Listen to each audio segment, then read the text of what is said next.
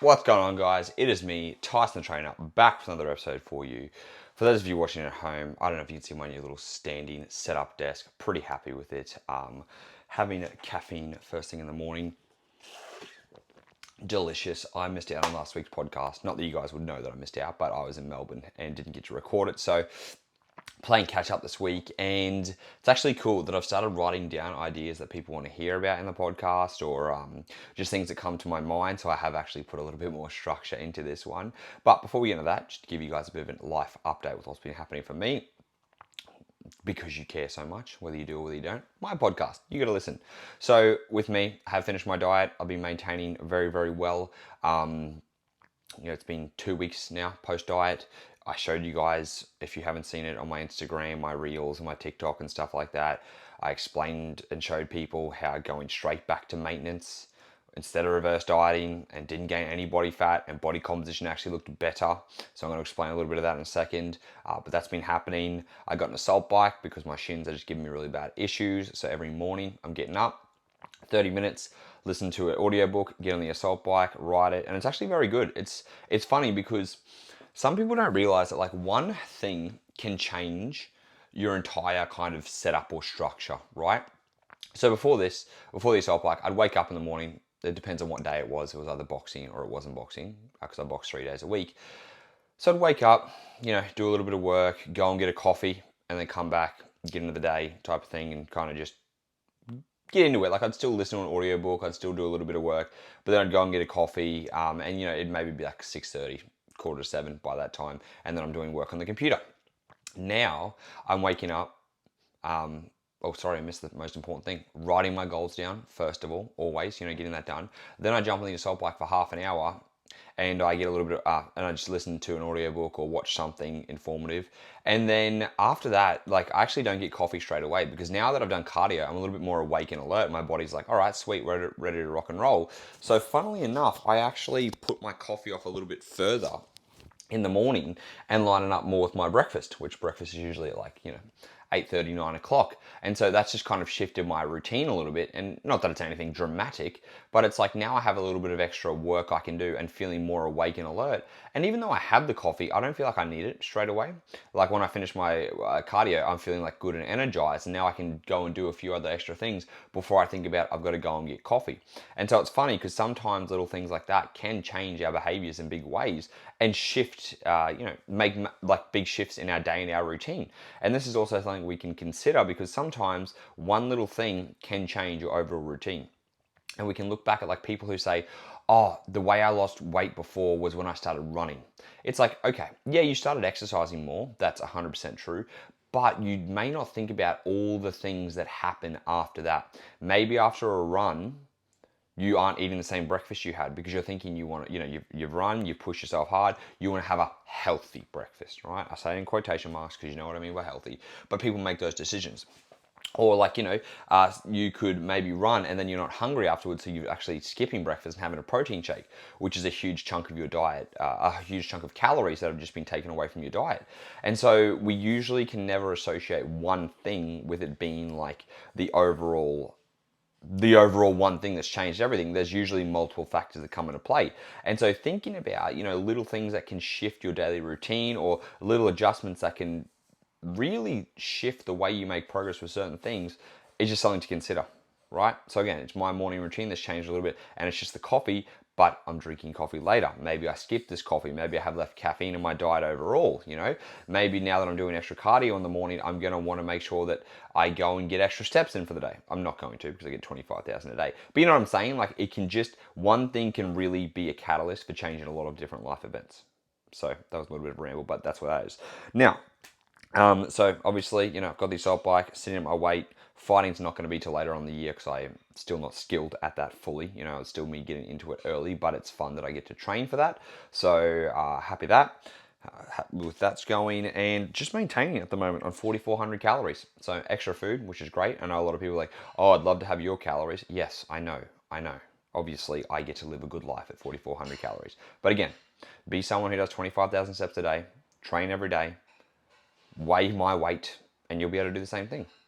Most of you are not going to be able to do that, right?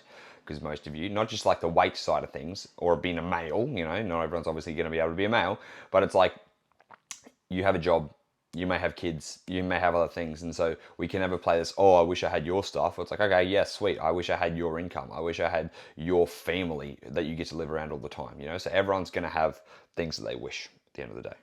Now, just to give you guys a bit of clarification in regards to going straight back to maintenance, just because I have to repeat it again, just because I, like, honestly, like, not to you guys, this is more to like people who are coaches and stuff and who talk about this. Like, I actually don't understand how people don't grab this concept, okay? Not you guys, like coaches, people who are in this industry with the whole reverse dieting side of things, okay? So just to give you guys a bit of an idea, for every 100 calories you eat less a day from your maintenance calories, you're estimated to lose 90 grams in that week. All right, so if you eat 100 calories less every day, that's 700 calories less a week than you're usually eating. You're predicted to lose 90 grams. Okay, that's not going to be 100% accurate because by adjusting by 100 calories, the body can easily adapt to 100. So usually you'll start to see it from about that 300 calorie mark. Okay. So if you're eating 300 calories less a day, that is 2,100 calories less a week, and that equals, what does that equal? 980, 270 grams estimated of fat loss a week, okay? Now, the way I came to this is because we know that 450 grams of fat, or 1 pound, so not so much, not exactly 500 grams, 450 grams. So 1 pound of fat is 3,500 calories, okay? So when we eat 500 calories less a day, we're usually gonna lose about 450-ish to 500 grams. Again, you're not gonna see exact scale weight move because there's water fluctuations, there's all these things. But we know fat tissue contains 3,500 calories per 450 grams, okay? So I just did the math, right? So if 3,500 calories is 450 grams, I just obviously, you know, we look at that and we divide those into each other. And that comes up with being basically every 100 calories is 90. Because if we go 100 is 90, 200 is 180, 300 calories is 270, 400 calories is 360, 500 calories is 450, right? Which would be 450 grams. Does that make sense? So then 600 calories is 540, 700 calories is 630. I'm trying to remember this now. 800 calories is, this is a fucking challenge, 720. 900 calories is 810 grams, and then 1,000 calories deficit, which would be 7,700 calories a week, would be about 900 grams to a kilo. Cool. There you go, quick math. And like this is, it's funny because math was something I was always good at, which I regret not continuing. Like I regret dropping out of grade 10 because I could have continued math. But in that saying, like the math that I'm using with you guys when it comes to calculating your steps or calculating your, again, calorie deficit or anything like that, it's basic. It's very basic, right? So like if you know division, if you know times tables, if you know plus and you know minus, they're like the things I'm doing. I'm not using algebra. I'm not using anything crazy. I'm not using BOMDAS, you know, brackets of multiplication, things like that. Like I don't remember half that stuff. But like literally division, times, plus, and minus is all you need to know, okay?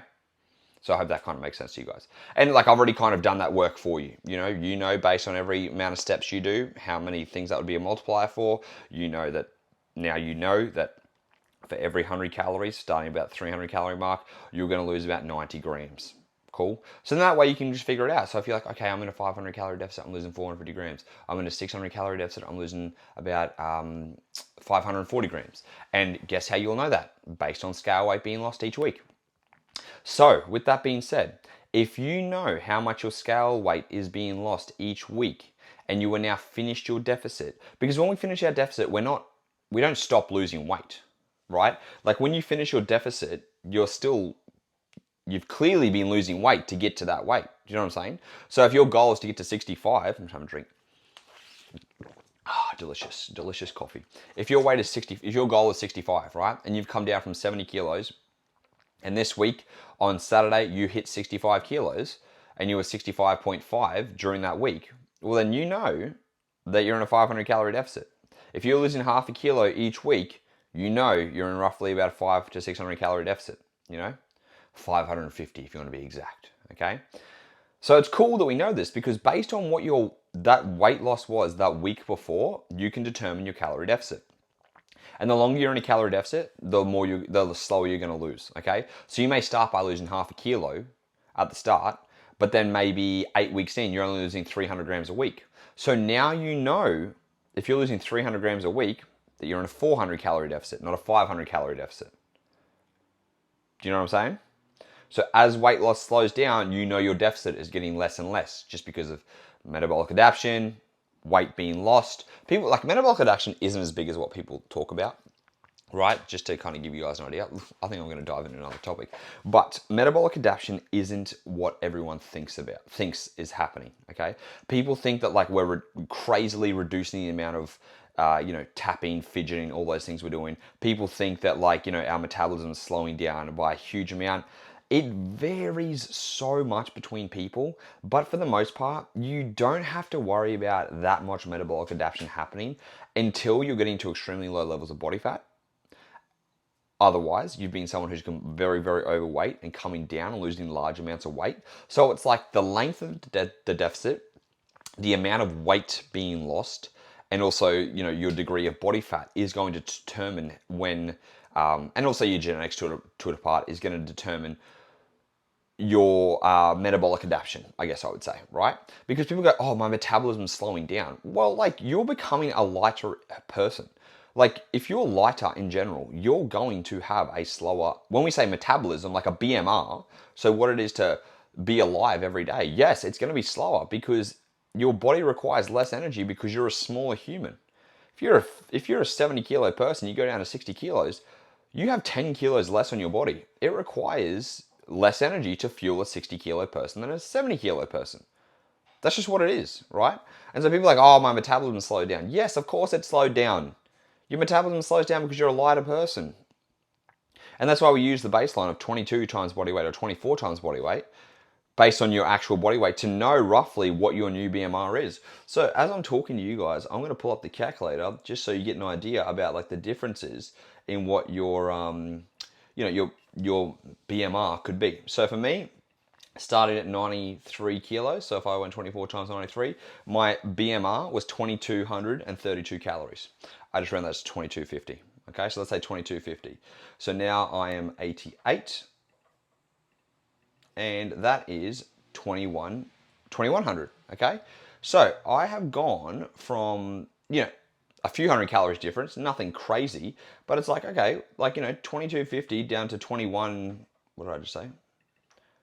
Down to 2,100. Okay, so I've lost 150 calories of just because of tissue, which is annoying. So 5 kilos difference, but 150 calories isn't a huge amount at the end of the day, and that can be made up by increasing my activity level if I wanted to, or I just eat a little bit less food overall, which is what's happened. So my starting maintenance was 4,700.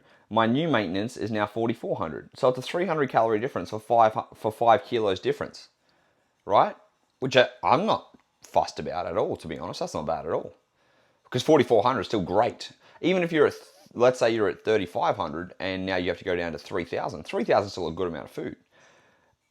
But also with saying that, we can also look at our activity. Maybe you're someone who's more active now. So let's say, I've gone 4,700 down to 4,400 and I've had that 100, let's say 150 calorie discrepancy based on my BMR being lower. If I wanted to kind of, bridge that gap, I just do a little bit of extra steps a day, which would be about 3,000 extra steps a day, maybe like 4,000 extra steps a day to kind of bridge that gap. And then I'm sweet. Right? So yes, our BMR slows down, but it's not because of the reason you guys think. Actually, you know what? We're going to be talking all about body fat, body weight, and stuff like that today. That's what we're going to keep going with. So just to kind of reiterate with you guys, we know when we get to that new weight, we calculate our new maintenance. We look at how much weight we're losing the week before. We know how many calories that is. And now all you have to do is close that energy gap. Okay. So again, if I lost if I've gone from losing 500 grams a week to 300 grams a week, I know I'm in a 400 calorie deficit. Okay. Because you're losing 300-ish grams a week. Remember what I was saying? All right. Actually, sorry, you're about 350 calorie deficit. Again, for every 100, it's like 90 grams. So let's say 350 calorie deficit. So then all you need to do is eat those extra 350 calories a day and you'll stop losing weight. Right? This is literally a math equation. So let's just kind of look at this math equation real quick. Okay?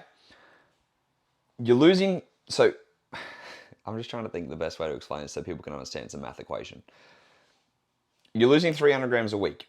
Let's just say 300 grams a week equals a 350 calorie deficit, okay? So you see that? 300 grams equals 350 calorie deficit a day, okay?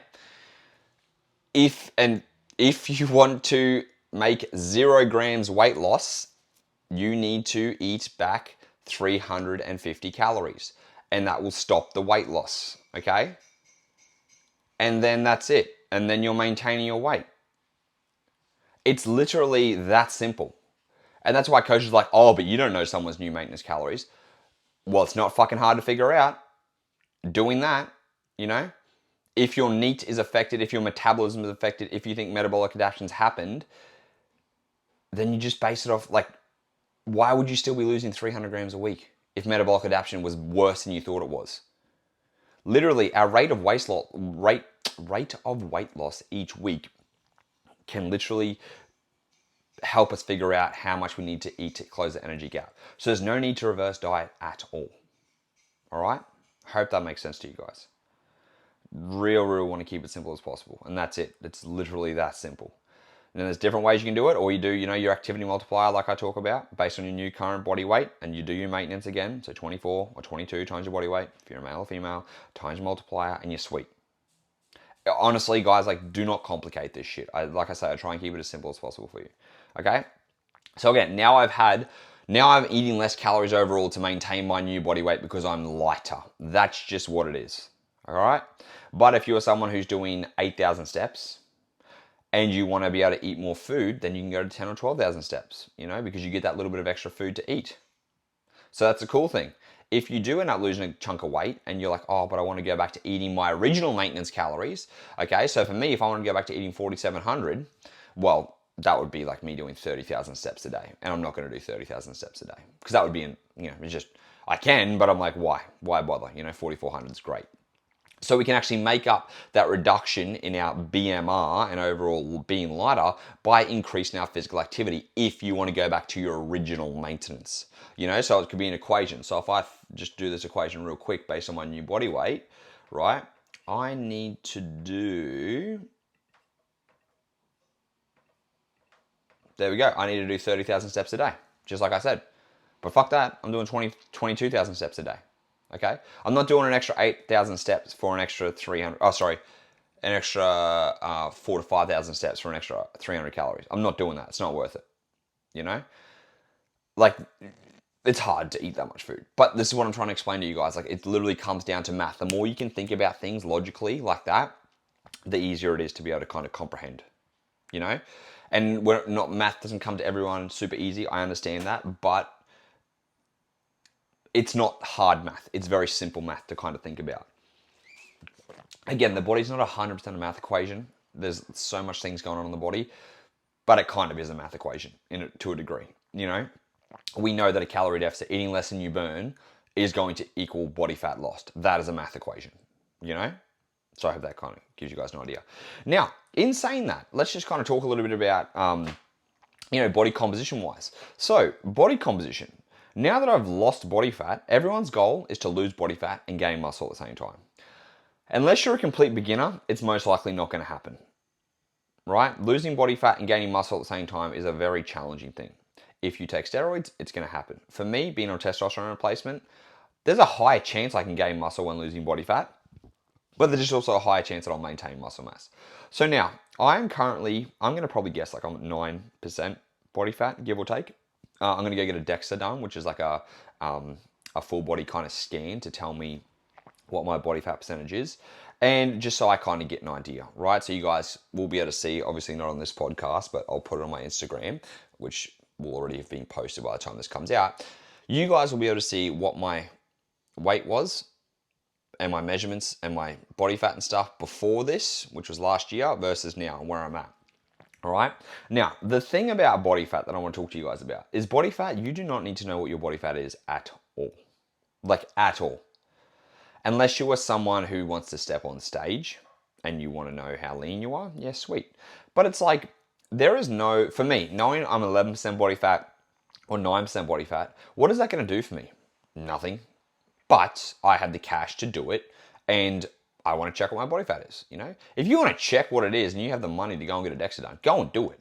But most of you do not need to know at all, because the most important thing is how you look. Like, if this told me that I was 16% body fat on my DEXA, I wouldn't do anything. I wouldn't care, because I look good. I feel good. And this is why I say to people, who cares what your body fat is? If you look and you're feeling good, a body fat scan is going to tell you something, and if it's going to affect you, it's going to tell you an answer. And if that answer affects the way you feel, then what the fuck did you do that for? You know, it's the same thing that people that scale weight affect the way they feel. If you're going to let scale weight affect, if you're feeling good, you're waking up, you're like, oh, I feel lean, I look good, you look in the mirror, you're like, oh, I'm looking really well, and you get on the scale, and the scale's up, and that makes you feel like shit, then what the fuck are you doing standing on the scale? Do your measurements, just like I talked about in another podcast. Do your measurements and your photos. Do not do the scale.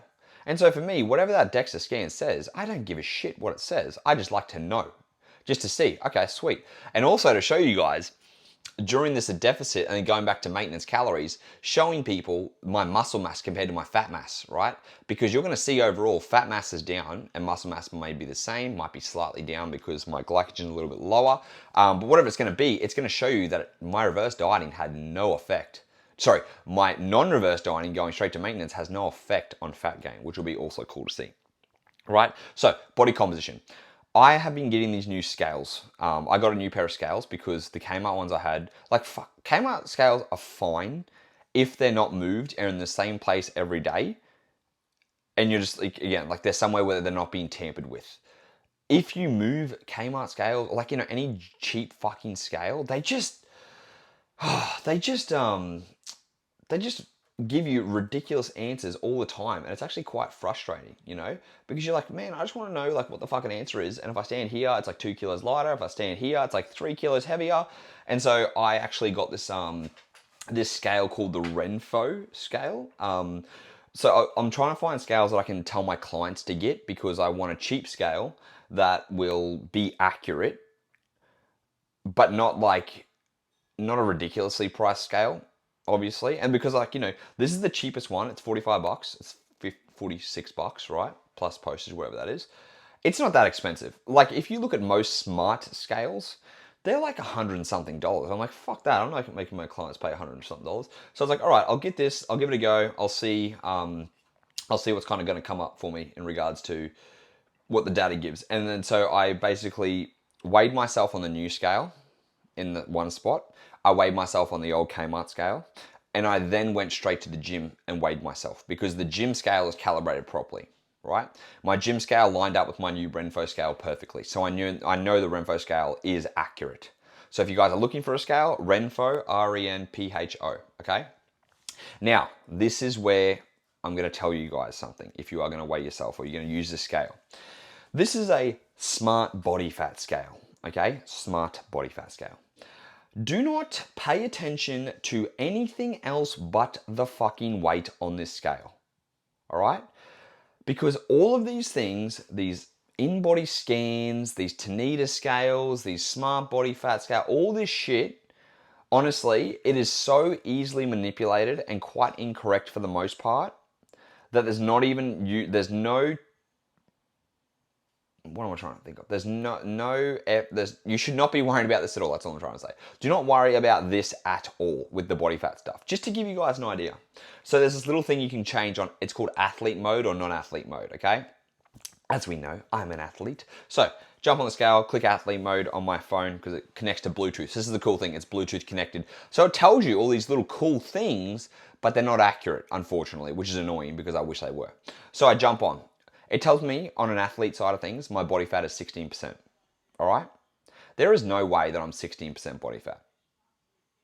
How do I know this? Because I was 11% body fat last time I did a DEXA, and I'm also now leaner and 5 kilos lighter. So I'm probably about 9% body fat, give or take. Maybe 8, who knows. We'll find out on Friday. But anyways, I'm not 16% body fat, all right? It then tells me my BMI is obese. I'm like, okay, sweet, BMI is obese. I'm 16% body fat. Right, cool. Let me try the non-athlete. Turn off athlete mode, turn on non-athlete mode, step back on the scale. I'm now 23% body fat. 23% body fat. I was like, what the fuck is this, you know? And these like things can be altered so easily that another thing you can do, stand on, weigh yourself, do the body fat thing or whatever it is, get off, drink a liter of water, stand back on, do it again. You're going to have a different result. It's going to tell you different size of body fat, different type of muscle mass. Do that with the Tanita scale, do that with the in-body scan, go for a workout, come back, do it again. It's going to tell you all these different things. And this is why you do not need to worry. If you want to do an accurate body fat assessment, I will tell you in a second. But if you're going to get these Renfo scales or you're going to do any of this scale weighing stuff that tells you body fat and stuff, do not do it. Or do not think it's accurate, because it's most likely not accurate. Like 23% body fat as a normal person for me, that's an inaccuracy of over, 14%. That's a lot of inaccuracy. 16% is an accuracy of over 6% body fat, all right? Now, for me, I know what my body fat roughly is, so I'm not fussed about it. But I'm like, people are going to get on this and think they're probably way more body fat than they have, or it may be the opposite direction and tell them they have a lot more muscle mass than they have. And this is why I say, if you're going to do a body fat scan, go and do a DEXA scan. Or if you're going to do one of those in-bodies or anything, what we need to think about when it comes to that stuff is like, okay, firstly, scale body fat stuff, fuck it off. Do not worry about it, all right? Then we have the in-body, then we have the Tanita, and then we have the DEXA bod pod. We have a fair few things that are kind of different ways to track your body fat. Most people, I don't think anyone really does bod pod. You may, or underwater weighing and stuff like that. I don't really know the accessibility around where you are and if you have that access. But most people, or most gyms, F45s and shit will have a Tanita scan, in-body scan, all that type of stuff, right? So with that, the Tanita, in-body, all those things. If you do want to somehow know your body fat, you need to, and this also applies to DEXA, by the way, first thing in the morning, after taking a shit and going to the bathroom, doing what you need to do, without food, without anything, you can have a drink of water and stuff, then go and do it. You know when you go and get a blood test done and they say do it fasted first thing in the morning? Well, you have to be fasting to go and get a blood test done if you're going to do like fasting blood glucose and stuff, if you guys have done that. Same thing when it comes to your weight. Go to the bathroom, weigh yourself, that should be your weight. You don't weigh yourself at 2 p.m., you don't weigh yourself at 6 p.m., you don't weigh yourself after breakfast, you weigh yourself once, all right? Same thing with your body fat stuff. Wake up, go to the bathroom, have some water if you need to have some water, don't have anything crazy, then go and do your in-body or your DEXA or whatever it's going to be. Now, this is hard because a lot of you probably can't go and do your in-body or go and do your Tanita or any of that shit first thing in the morning, which means don't bother going to do the scan, okay? Or actually, you don't need to do it every morning, to be honest. If you're going to want to kind of get an estimate of your body fat, I would say every 6 weeks, 6 to 8 weeks, go and do those scans. But when you do those scans, maybe it's on a Saturday morning, do the same thing, okay? I would even say write down the dinner you had the day before, because we need to cut the variables out. Because there's too many variables that can, again, just like variables fuck around the scale, variables fuck around with your water weight, variables can fuck around with what the scan's going to tell you, okay? And so if you want the most reliable, even though it's not 100% reliable, do that, all right? So try and eat the same dinner the night before. Try and, obviously, don't eat breakfast or anything at the same time. Don't eat breakfast. Weigh yourself at the same time, do the scan at the same time, first thing in the morning, before you've eaten breakfast, before you've had anything else in your stomach, and that way you can try and keep it as accurate as possible, okay? Now, if at any point it tells you that you've somehow gained body fat and lost muscle mass in a deficit, it is incorrect, okay? Because you're eating less than you're burning. How are you gaining body fat in a deficit? You're not. All right, you might lose a little bit of muscle mass in a deficit, and it may tell you that, but that's actually just glycogen leaving your muscles, right? So water out of your muscles for the most part. But if you somehow gained body fat and lost muscle mass, the scan is incorrect because you're not gaining body fat in a calorie deficit. You're losing it. Again, you're not changing the law of fucking nature, right? So not happening. Could you have gained muscle mass and lost body fat? Again, yes. If you're a beginner or you're someone on steroids or you're someone who's been really pushing it, you probably did gain a little bit of muscle and lose some body fat. But losing muscle and gaining body fat, nah, not happening. Okay? So if you're going to do that, that's what I want you to do. If you're going to do a DEXA, the exact same thing. So for me, I'm getting my DEXA done on 9 o'clock on Friday morning, which means it's going to take a little bit longer before I'm actually going to be able to eat. But that means in the morning, I can't go and do my normal cardio. I'm doing my assault bike in the morning now. I've got to stay away from the assault bike first thing in the morning. I've got to try and keep active, doing something, going for a walk. I'm not going to be having my meal before 9 o'clock. I'm going to keep it as consistent as possible because I do that every single time so I have an accurate result. All right? And again, DEXA is probably the most accurate. It's not 100% accurate. It's still inaccurate for the most part, but it is the most accurate out of all of them. So if you do want to go and get a body fat scan done for whatever reason, go and get a DEXA, DEXA. They're probably about 80 to 100 bucks. Again, same thing, go and make sure you do it at the same place each time. Go and make sure you do it first thing in the morning if you can. Make sure you do not eat, and then do your measurements there. But again, even with like a DEXA, I would say do it every 3 months because it is an X-ray at the end of the day. You don't want to be exposed to radiation all the time, but doing it every 3 months, right? Now, still continuing with the body fat side of things. You do not need to know about it because it's going to be based on how you look and how you feel, okay? And body fat percentages don't really change much with what you're going to do. If you're someone who's extremely low body fat, then yeah, it's a bit of an issue because, extremely low levels of body fat, if you're not competing, can be detrimental to your health, all right? Females having really low levels of body fat means they have lower energy availability, means they can lose their menstrual cycle, means they have higher chance of bone fractures and injuries and things like that. Same thing as males, except as testosterone going down and they have higher chance of injuries, breaking things, low libido and stuff like that. So we don't want extremely low levels of body fat. Now, females and males differ in body fat levels. Females are always going to have higher levels of body fat because they need more body fat for children, which is funny because I don't think a lot of females realize that. You're going to have more body fat because your body needs extra body fat, right? So usually, as a kind of give and take rule, whatever a male's body fat is compared to a female's body fat is going to be about 10% different. So like a male who's at 9% would be the equivalent of a female who's about 19%, right?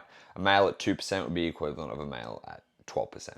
And like 2% male body fat, like fuck, that is like absolutely, like when I say dick skin shredded, that is dick skin shredded, like the ugly, really lean side of things. No offense if you guys like that stuff, but like fuck, you look up 2% body fat, it makes me, I'm like, oh God. You look like a walking human anatomy chart. Okay, and that's 12% body fat for a woman, give or take, maybe a little bit leaner for the most part. Let me just actually quickly pull that up so I actually know. But like when females like, oh my God, my body fat's so high, it's like, not really. Like, you may think your body fat's high, but it's not as high as you're thinking it's high because you probably heard body fat terms thrown around that are usually talked about males, right? So if we look here, essential fat, there we go, yeah. So essential fat for females is 10 to 12%. That's their essential fat. Essential fat for males is 2 to 4%, okay? Athlete females is 14 to 20%. Athlete males is 6 to 13%, right? So when you look at what 13% looks like for a female, like that's extremely lean. And it's funny because it goes back to this Fitspo thing. Let me just keep going with this. The fitness side of things is 21 to 24% body fat for females and 14 to 17% for males, all right? So if you go and look what 21% body fat looks like for a female and what 14% body fat looks like for a male, you're going to be like, oh, that's not that lean. No, it's not, right? But that's what healthy and fitness is. However, due to Instagram and due to, or not what's been happening, like just due to Instagram in general and social media, we have this perception in our head that we have to be a lot leaner than we think is like for good health. And you don't have to be that lean. Like for me, I'm really lean now.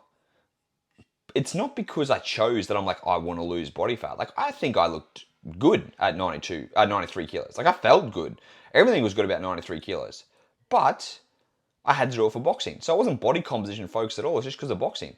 And now I'm fucking feeling even better. And I feel like I look great. But it's like, all right, well, This is what it is because it's the outcome of boxing. It's not because I'm trying to chase some body composition. I was okay with not having abs. I was okay with looking, thick for the most part because I was still healthy and I was in a good weight range, right? And a good body fat percentage. I was probably like, 13% body fat maybe. Between 11 and 13, which isn't crazy, but I'm like, I felt good there. And so I think a lot of you need to realize that like, you don't have to be as lean as you think you have to be. And that's a good thing. Because a lot of you are trying to chase, you're like, oh, I want to be bikini ready. Well, fuck, if you're in the, if you're in that 21 or 24% fitness range, you're bikini ready. But a lot of you don't think that because you look at what everyone else looks like, And this is why I say to people, don't stress about your body fat. Who cares? It really does depend on how you feel in your body, like confident-wise. And also just like, the progress you're making in general, when it comes to like looking at measurements and photos and stuff like that. Like your body fat's going to have no fucking, I'm not going to be like, oh, you're 50 kilos, you're light, but you're 21% body fat. We got to get you down body fat wise. Like who cares what someone's body fat is, right? If you want to know it, cool. But it's not going to, again, what's it going to change if you know it? For me, whether I'm 16%, whether I'm 9%, whether I'm 6%, the way I look now, I am happy with how I look based on how my body fat is. My partner, Angie's not going to leave me because I'm 16% body fat instead of 9% body fat. I'm not going to leave Angie because she's 24% body fat instead of 20% body fat. It doesn't matter, right? Obviously, you want to have less body fat on you. Yes, okay? Obviously, we want less body fat on us. But it's like, you don't need to be as lean as you probably think, okay? So remember, scale weight when you're weighing yourself. If you're going to use that other scale, do not fucking look at the body fat side of things or the BMI side of shit or any of that stuff, all right? Just look at the scale weight. If you're going to go and do your body fat scans and things like that, make sure you go and get when you're going to do it, make sure that you go to the bathroom, you haven't eaten food, you fasted, you're doing the same thing you did in the morning, the time before, you've eaten roughly the same meal you had the night before, and you're going to be pretty sweet on that front for the most part. And again, I would say like, do it as close as possible. Like for me, I couldn't get any earlier than 9 o'clock. I wanted to do earlier than 9 o'clock because I don't want to keep pushing food further and further away. And don't, like, again, because if I trained in the morning, if I did my cardio, right, and then I went and did my DEXA, it would tell me I had less muscle mass because I've used glycogen and I've lost water from my muscles, and water is classed as muscle mass in your muscles. So then it'll tell me I had less muscle mass because I've done a little bit of cycling because I didn't eat afterwards. And that's also why we need to take into consideration too. Don't exercise beforehand. All right, literally try and do it as early as possible so there's no variables into coming from that side of things. All right, so we've talked about body fat, we've talked about weight, we've talked about how you should be accurately tracking that. I told you guys about the scale, the Renfo one. Again, I think it's quite good, the Renfo one. Like the fact that it's $50 and it really does it. Again, I'm not sponsored or any of that shit. Maybe I should ask them to sponsor me because then I can give you guys a discount. But like, I would rate it for just a general scale that can tell you your weight every day and can link in with, for this, it links with my clients' trainer eyes and shit too, so I can actually see what their scale weight is and stuff like that. And also, because it's Bluetooth, what you can actually do, you can put a tape, this is actually what my friend, a mate told me on Instagram, put tape over the scale so you can't see the number if you're someone who's number focused, and then it hooks up to your Bluetooth every day, and so it just syncs all that in, and then that way you don't have to look at that every day. You can just see at the end of the week what your weight average is, or you can just send that through to your coach so you never have to worry about that scale side of things and seeing that number if that affects you too, right? So finally, in regards to this whole scale side of things, in regards to measuring body fat, in regards to all that stuff we're kind of talking about, the biggest thing that you guys really need to focus on is not your weight, okay? It is not your body fat. It is how confident you feel about yourself, not based on anyone else's perspective except for yours, okay? Because one thing I want to talk to you, there we go. There we go, another little ramble. One thing I want to talk to you guys about that I was talking about the other week is that social media, someone actually asked me, what's the good and what's the bad about social media? Social media has allowed a lot of information and a lot of education and a lot of, for me, it has helped me build a business that I can talk to people all around the world with, right? But it's also got some bad shit out there, obviously. Social media has allowed everyone who looks good, especially on Instagram, to be pushed to the top because Instagram is a visual platform, all right? So the best looking people are usually the most popular on Instagram. It is what it is. We like sex sells, With saying that, it then distorts our thoughts. Haha, distorts our thoughts. It then distorts our thoughts and it gives us a false perception of what we think normal is, okay? So for me, not to toot my own horn, but I'm probably one of the most jacked guys in the 3 gyms that I go to. Out of Fitness First Newtown, out of Club Lime in St. Peter's, and out of Alpha Athletes, okay? In Alpha Athletes, there's a guy named Lonnie. He's way bigger than me. So I'm the second, okay? Like when it comes to like looking dense and jacked, there's bigger boys out of there. There are stronger guys than me. But like, you know, looking jacked, it's me, all right? And then same as in like Club Lime, it's all general population. And so it's funny though, because I can go into that gym and no one would come in and look close to what I look like at the moment, okay? Yet, if I go on social media, I can find 100 guys that look better than me straight off the bat. I can literally I can look up the search tag, a hashtag bodybuilding, and it will show me males who are bigger than me, who look way better than me, and I can be like, fuck man, I don't look good at all. And this is what it used to be like all the time. It used to fuck with my head so much because like I say, comparison's the thief of joy. I used to compare myself to other coaches and think that I wasn't a good coach because I didn't look like them, because I wasn't as jacked or as ripped or whatever it was. And it made me feel shit, you know? But that's just because of social media allowing me to think that. But if I step outside of that and I go out and walk around, you know, people, like, it's funny because like, when I was in Melbourne last week, I was walking around with my shirt off and this kid walked past. He goes, look at your guns. And me and my partner laughed because I'm like, oh, that's funny. And that's when their conversation actually come up. I'm like, it's funny because that kid said that to me, right? And the first thing I thought about is I'm like, oh yeah, thank you. Like, you know, I felt good, but I'm like, then I thought about all the people that are bigger than me. I'm like, if he said it to him, what if he, you know, he could have said it to this guy, all these people bigger than me. And it's like, man, just fucking like relax, you know? Like for me, I could have just enjoyed that moment, felt good, but because of social media, it always makes me think about other people. And that, like, I know that I'm aware of that. And so for me, it doesn't really affect me anymore. Like I don't care if people are bigger, like I'm happy with my body composition. And I know there's always going to be someone bigger out there, stronger than me, faster, all those type of things. But if you are always looking on social media at people who are the fittest, which usually is going to come up in your feed, you are going to have a really fucked up mindset. And you're always going to be thinking that you don't look good enough or you don't feel good enough, you know? A lot of you probably go to the gym right now and you're probably fitter and looking better than 90% of the people who go to the gym, because most people who go to the gym don't follow a workout routine, don't go consistently, don't have a trainer, just do the same old shit. And it's easy. You watch them. None of them are writing down what they do in the gym. None of them are recording sets or reps. They're just in there doing whatever they need to do, which is cool. They can do whatever they want. But in that gym, you could probably rock up at any time and you may be in the top 5 people of that gym or the top 10 or whatever it's going to be. But if you go on social media, now you're in the top 1,000 or, you know, 5,000 or even 10,000, and you've got all these people who you're always looking at, and that's fucking with your head. So what I would say is comparison is a thief of joy. And if you're always looking at people who look better than you and they're making you feel like shit, do not follow these people, right? Because again, you're going to base your perception of how you should look based off what other people look like, not normal, right? You're comparing yourself to fitfluencers. This is their job, this is their career, this is what they do, and you're comparing yourself to them and think you need to look like them when you're not thinking about, why don't you just be the healthiest person, one of the healthiest persons in your workplace? You know, I bet you a large majority of your colleagues do not exercise like you, do not try and eat well like you. How many of your fucking colleagues take the piss out of you when you try and do good and healthy things, you know? Because like, oh, eating healthy again, oh, trying to lose weight again. Like, you know, they take the piss. But it's like, you're one of the fittest people in your workplace, you know? Well, there could be someone that's fitter than you, but there's not 10 people that's fitter than you in your workplace. Most likely not, unless you're in a gym, you know, unless you're a trainer, or unless this is your career.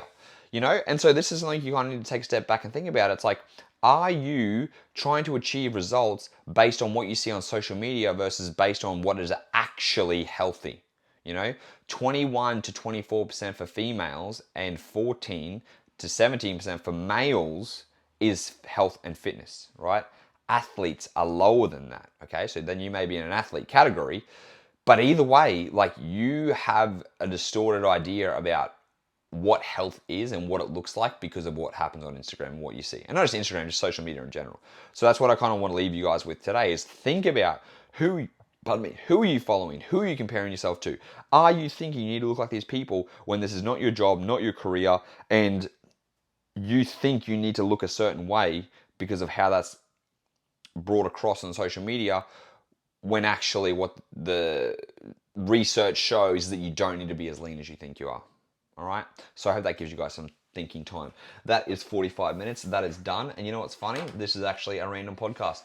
I was going to go and talk actually about a few other things. And as well as talking, like I said to you guys, this is going to be a body fat and a body weight one, I guess, and a bit of information. So there you go. Change the subject, but I think it was a goodie. Hope you guys enjoyed it. As always, if you did, guess what? Like, share it, tag me on Instagram, let people know about it.